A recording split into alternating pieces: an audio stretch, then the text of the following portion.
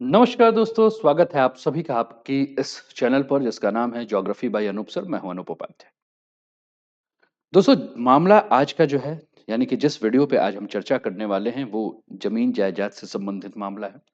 और मामला हिंदू जमीन जायदाद को लेकर है कि हिंदू अपनी जमीन जायदाद को मुस्लिम को नहीं बेच सकते। और प्रशासन ने सूरत में एक हिंदू महिला के द्वारा जब अपनी प्रॉपर्टी एक मुस्लिम महिला को बेची जा रही थी, तो वहां के जिला कलेक्टर ने जो है प्रॉपर्टी को सीज कर दिया और कहा कि यह डिस्टर्ब एरिया एक्ट के कानून के तहत वह इस सौदे को नहीं कर सकते। भारत में इस प्रकार के भी कानून हैं जिस कानून के ऊपर हम लोग को चर्चा करना है। तो सबसे पहला प्रश्न जो हम सबके दिमाग में आया होगा इस वीडियो को देखते हुए वो यही होगा कि आखिर यह डिस्टर्ब एरिया एक्ट है क्या, और गुजरात में हिंदू मुस्लिम को प्रॉपर्टी क्यों नहीं बेच सकते हैं, इस कानून का मकसद क्या है। यानी कि आज की इस पूरी वीडियो में हम यही सब जानेंगे। इस पूरी वीडियो को आप ध्यान पूर्वक अंत तक सुनिएगा। पसंद आए तो लाइक कर दीजिएगा। और इस प्रकार के ही वीडियो को देखने के लिए रोज रात 9 बजे ये वीडियो आपको मिले ऐसे, तो चैनल को सब्सक्राइब कर दीजिएगा, मित्रों के साथ शेयर भी कर दीजिएगा। तो चलिए स्टार्ट करते हैं सेशन को। और इसके लिए सबसे पहले अगर हम बात करें तो द इंडियन एक्सप्रेस का ये न्यूज कटिंग आपको आपके स्क्रीन पर देखने को मिल रहा है। न्यूज को अगर ध्यान से पढ़ें तो न्यूज है, Surat property sealed over sales to Muslim women, what is disturb area act in Gujarat. Indian Express ने इसको कवर किया है। ठीक, इसके बारे में हम बात करेंगे। और आगे ये लिखता है कि under the disturb area act the district collector notify a particular area of a city और टाउन एज अ डिस्टर्ब। ठीक है ना। यानी कि डिस्ट्रिक्ट कलेक्टर जो है वो क्या कर सकता है, नोटिफाई कर सकता है किसी शहर या किसी नगर के कौन से क्षेत्र जो हैं, इन क्षेत्र को हम डिस्टर्ब एरिया कहते हैं। अब आगे बढ़ते हुए इस चीज को समझते हैं और इस चीज को जानते हैं। सबसे पहला सवाल जो कि जहन में आ रहा होगा कि जिस हिंदू महिला को अपनी प्रॉपर्टी बेचने से रोका गया वो पूरा का पूरा मामला जो है वो क्या है। तो दोस्तों, मामला पिछले महीने का यानी कि जनवरी 2025 का है, जिसमें सूरत की एक महिला जो है, जो कि एक सोसाइटी में रहती है, वो अपनी प्रॉपर्टी किसी मुस्लिम महिला को जो है वो बेच रही थी। और आप जानते हैं कि जब आप प्रॉपर्टी बेचते हैं तो इसके लिए आपको कानूनी कुछ कार्यवाही करनी होती है, आपको रजिस्ट्री कराना पड़ता है। और मुस्लिम महिला से उसने एक टोकन अमाउंट जो है वो ले भी लिया था। लेकिन जब वो सोसाइटी के अपने जो भी प्रॉपर्टी थी उसको जब बेच रही थी, तो जैसे ही बेच रही थी तो उसके धर्म को लेकर जो है वो आपत्ति जता दी गई कि खरीदने वाली महिला जो है वो मुस्लिम है और बेचने वाली महिला जो है हिंदू है, तो इस प्रकार का कोई भी सौदा जो है वो नहीं हो सकता। हालांकि जो अपनी प्रॉपर्टी बेच रहा था वो बेचने के लिए जो है अपने फैसले पे अड़ा हो रहा था। क्यों? क्योंकि उसने पूरा का पूरा पैसा ले लिया था। इसके बाद उसने अपने प्रॉपर्टी बेचने के जो डॉक्यूमेंट्स हैं वो तैयार किए। और इसी बीच सोसाइटी के लोगों ने सूरत के कलेक्टर ऑफिस में एक शिकायत दर्ज कर दी। और वहां के कलेक्टर ने जो है इस डिस्टर्ब एरिया एक्ट के तहत और उसके प्रावधानों के तहत इस डील को जो है वह कैंसिल करके पूरी प्रॉपर्टी को जो है वो सील कर दी। अब ये जो पूरा का पूरा कानून है गुजरात में, इस कानून के अंतर्गत अगर हम बात करें तो हिंदू और मुस्लिम जो है वो प्रॉपर्टी का जो है वो डील नहीं कर सकते हैं। और यह कानून सन 1991 में जो है वह गुजरात में आया, गुजरात डिस्टर्ब एरिया एक्ट 1991। अब आपके दिमाग में होगा कि सर 1991 में जब ये एक्ट आया तो उसके पहले के घटनाक्रम क्या है। तो इसके पहले के घटनाक्रम के बारे में बात करें दोस्तों, तो 1986 यानी कि 1986 में हम चलेंगे। और 1986 में अगर हम देखें तो यह एक्ट जो है, तत्कालिक जो कांग्रेस की जो सरकार थी उसने वहां के विधानसभा में जो है वह एक्ट लाया था, इंट्रोड्यूस किया था, एक ऑर्डिनेंस जो है इसको किया था। क्यों? क्योंकि उसी समय अहमदाबाद में जो है वो सांप्रदायिक हिंसा हुआ था। यानी कि 1986 में गुजरात विधानसभा में एक विधेयक पेश किया गया था। और इस विधेयक का जो नाम था वो था the Gujarat prohibition of transfer of immovable property and provision for protection of tenants from eviction from premises in disturbed area act। ठीक। और 1991 में जो है ये लागू हुआ। 1991 में अगर हम बात करें तो उस समय जो चीफ मिनिस्टर थे वो थे चिमन भाई पटेल और उन्होंने जो है इसको लागू कराया। और इस कानून के तहत डिस्टर्ब एरिया में कोई भी व्यक्ति किसी दूसरे धर्म के व्यक्ति के साथ कोई भी प्रॉपर्टी का सौदा नहीं कर सकता है। ठीक है ना। और ये पूरा का पूरा जो डिस्टर्ब एरिया जो है उसे घोषित करने का अधिकार जो है वो जिला कलेक्टर के हाथ में दिया गया कि जिला कलेक्टर क्या कर सकता है कि किस एरिया को जो है किसी खास एरिया को डिस्टर्ब घोषित करना है यानी कि अशांत घोषित करना है कि नहीं करना है वो कर सकता है। ठीक। 1991 के बाद अगर हम बात करें दोस्तों तो 2002 का आपको गोधरा कांड याद ही होगा, गोधरा दंगा जो है वो याद ही होगा। और पोस्ट 2002 राइट्स अगर हम बात करें तो act is increasingly used to prevent Muslim from buying property in Hindus area. अब इस एक्ट को बहुत तेजी से जो है वो क्या किया गया, यूज किया गया, प्रयोग किया गया, खासकर हिंदू एरिया में मुस्लिमों को भूमि खरीदने से रोकने के लिए। ठीक है। 2019 में अगर हम बात करें तो इसमें कुछ संशोधन भी किया गया है ना।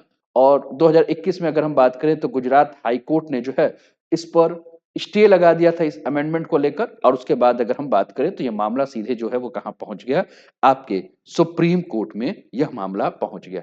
सुप्रीम कोर्ट में यह मामला पहुंचा तो मामला जो है वो दिसंबर 2024 का आपके स्क्रीन पर है। Supreme Court refers landmark case on Hindu women property right to larger bench. ठीक है, इसको जो है वो ट्रांसफर कर दिया। अब कुल मिलाकर अगर हम बात करें तो डिस्टर्ब एरिया के बारे में हमने कहा कि डिस्टर्ब एरिया घोषित करने की जो शक्ति है वो किसके पास है, तो संबंधित जिले के कलेक्टर के पास है कि उसके जिले का कौन सा क्षेत्र जो है वो डिस्टर्ब यानी कि अशांत है या नहीं है। अब डिस्टर्ब एरिया किसी भी एरिया को घोषित नहीं किया जा सकता है। डिस्टर्ब एरिया घोषित करने के पहले जिला कलेक्टर यानी कि डीएम को जो है उस इलाके में ऐतिहासिक या इतिहास में उस इलाके में देखेगी कि क्या कोई सांप्रदायिक दंगा हुआ है कि नहीं हुआ है ना। और अगर कलेक्टर की इजाजत मिल गई तो कोई व्यक्ति अपनी प्रॉपर्टी जो है वो दूसरे धर्म को बेच सकता है। यानी कि कुल मिलाकर अगर हम बात करें तो यहां सारा का सारा जो निर्णय है वो किसके ऊपर है, सारा का सारा निर्णय जो लेना है वो कलेक्टर के हाथ में है। कलेक्टर अगर चाहे तो दूसरे धर्म के व्यक्ति को जो है वह प्रॉपर्टी बेची जा सकती है। ठीक है ना। यानी कि कुल मिलाकर अगर हम बात करें तो जो प्रॉपर्टी का मालिक है वो प्रॉपर्टी का मालिक कलेक्टर को एक हलफनामा देगा जिसमें मालिक यह बताएगा कि वह प्रॉपर्टी जो है वो अपनी मर्जी से बेच रहा है, उसके ऊपर किसी भी प्रकार का दबाव नहीं दिया जा रहा है और उस प्रॉपर्टी का जो सही रकम है, जो पैसा है वो उसको मिल रहा है।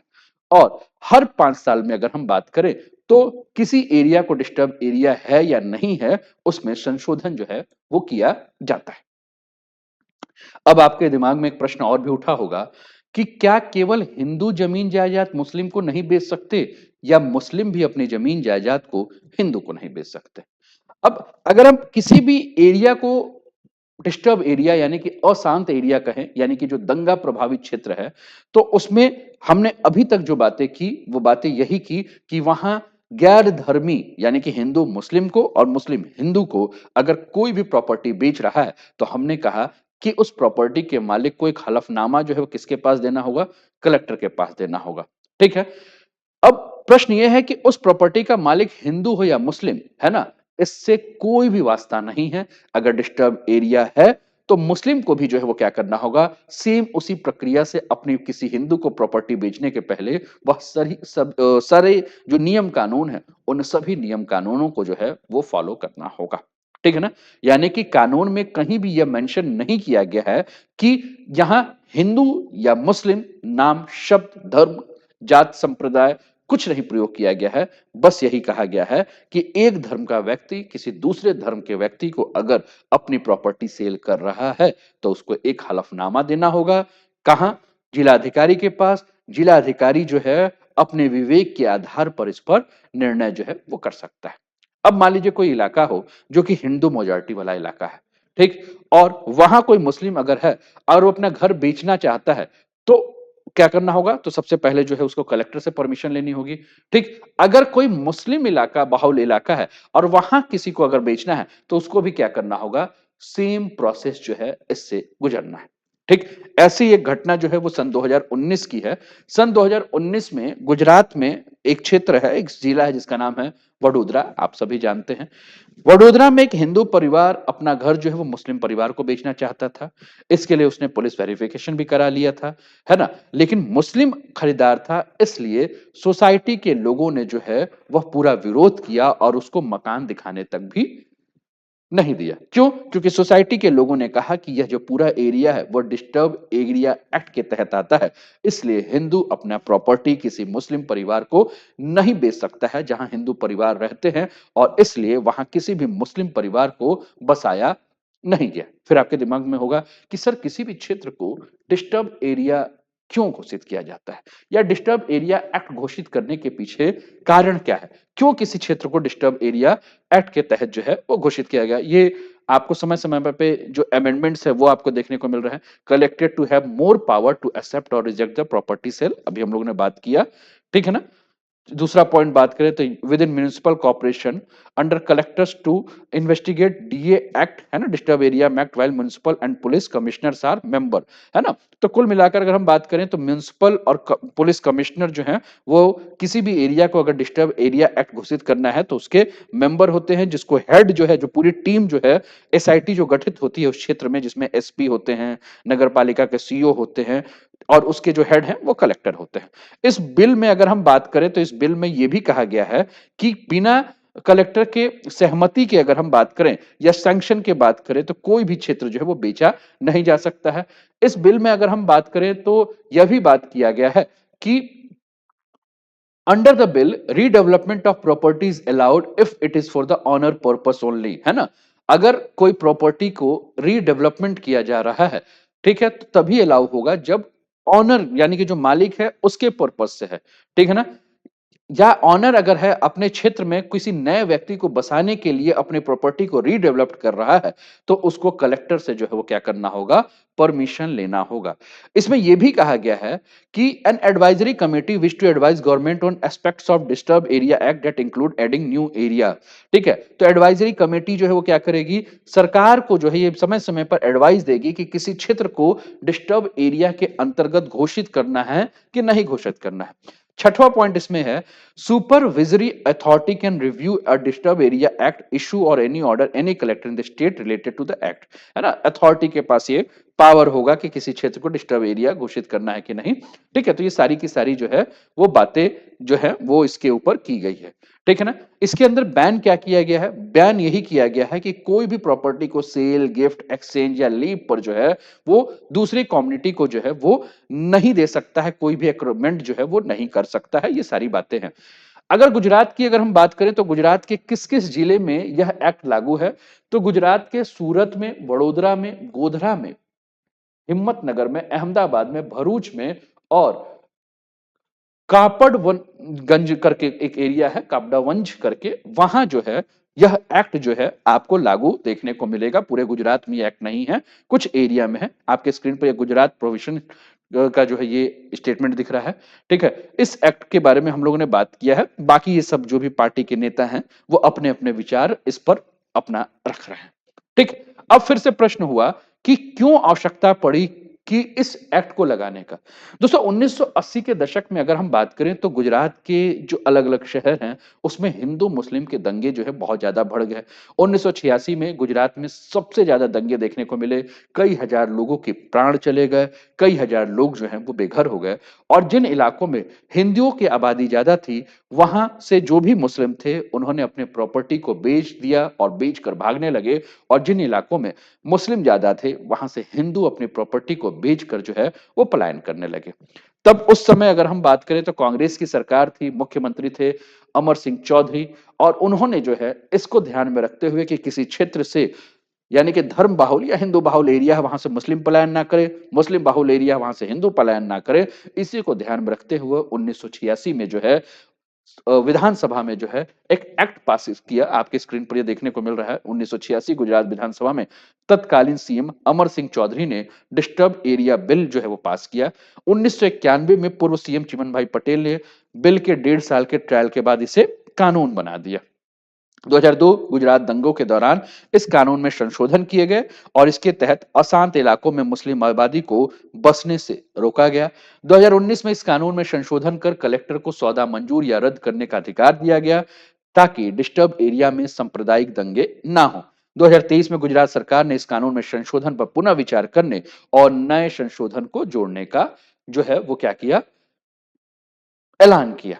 ठीक है। अब कुल मिलाकर अगर हम बात कर रहे हैं तो इस एक्ट का जो मकसद क्या है वो क्या है, तो इस एक्ट का जो सीधा मकसद अभी तक के वीडियो को देखकर आपको समझ में आया होगा ये यही है कि सरकार की पूरी मंशा थी, मकसद थी कि अगर कहीं भी दंगा हो तो दंगे के वजह से किसी को अपना घर ना छोड़कर जाना पड़े, दंगे के वजह से कोई भी व्यक्ति जो है पलायन ना करे। ठीक, जिसके बारे में हम लोग बात कर रहे हैं। ठीक है। अब बात करें तो अगर हम उत्तर प्रदेश की अगर हम बात करें तो उत्तर प्रदेश में अगर हम बात माफ कीजिएगा, अगर हम बात करें 2020 में तो बीजेपी सरकार ने जो है इसमें कानून में काफी सारे जो है वो बदलाव किए हैं, है ना, जिसके ऊपर हम लोगों ने जो है अभी तक चर्चा की है। ठीक। अब फिर प्रश्न होगा आपके दिमाग में कि अगर मान लीजिए कि हिंदू और मुस्लिम के बीच में प्रॉपर्टी का सौदा हो गया है तब क्या होगा, और वो एरिया अगर डिस्टर्ब एरिया है। तो हमने पहले ही कहा कि कलेक्टर की इजाजत के बिना हिंदू और मुस्लिम व्यक्ति के बीच अगर सौदा हो जाता है अशांत क्षेत्र में, डिस्टर्ब एरिया में, तो दोनों के ऊपर जो है वो केस कर दिया जाएगा और कानून के उल्लंघन के अपराध में 3 साल से लेकर 5 साल की जो है वो सजा है, उनके ऊपर 1 लाख रुपए जो है वो जुर्माना है और प्रॉपर्टी की कुल कीमत का 10% हिस्सा जो है वह सरकार को देना होगा। ठीक, इसके अलावा प्रॉपर्टी की रजिस्ट्री जो है वो क्या कर दी जाएगी, रद्द जो है वो कर दी जाएगी। तो ये सारी चीजें जो है जिसके ऊपर हम लोग बात कर रहे हैं ये सब किया जा सकता है। उम्मीद है कि बातें आपको समझ में आ रही। अब फिर प्रश्न होगा कि अगर इस प्रकार का कोई कानून है तो क्या इस कानून को कोर्ट में चुनौती दी जा सकती है कि नहीं दी जा सकती है। ठीक है ना।